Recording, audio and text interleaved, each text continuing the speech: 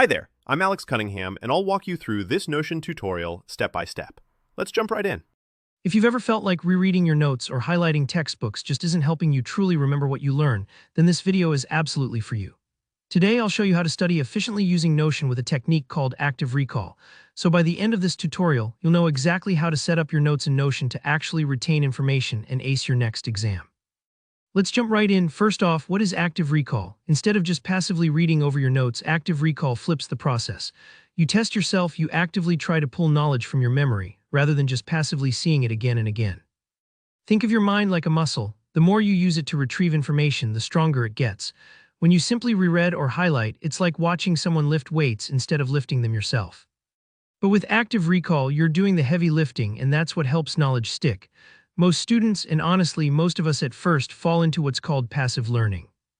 That means just rereading, highlighting, or copying notes over and over.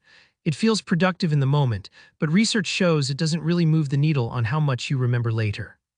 In contrast, active recall involves shutting your notes, closing your book, and challenging yourself. Can I answer this question without looking? That little bit of discomfort means your brain is working and making connections it wouldn't make otherwise. Now let me walk you through how you can use Notion's toggle list method to make active recall super easy, right inside your notes. The toggle feature in Notion is simple but incredibly effective for this. Here, how it works. You create a toggle block for every question you want to quiz yourself on. The question goes right in the title and the answer stays hidden inside the toggle. So you see the question first, try to answer from memory, then click to reveal if you got it right. Let's do a quick example together. In Notion, start by typing /toggle list, that's toggle list, and it'll give you a brand new toggle block. For our demo, let's say you're reviewing biology. You type in what is the center of a cell right there in the toggle's title. Don't peek at your notes, think about it for a second. Maybe you remember, maybe you don't, and that's totally okay. Click the toggle to reveal the answer underneath, which is nucleus.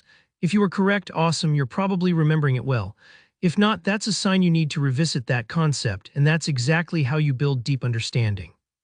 Repeat this process as you prepare for a quiz or exam. Just keep adding toggle blocks for each concept, historical date, math formula, or whatever subject you're studying. You can even use the toggles for flashcards, vocabulary, or practice questions. The beauty is, it makes review interactive and a bit like playing a game, and unlike endless note rereading, this technique really helps the information stick long-term.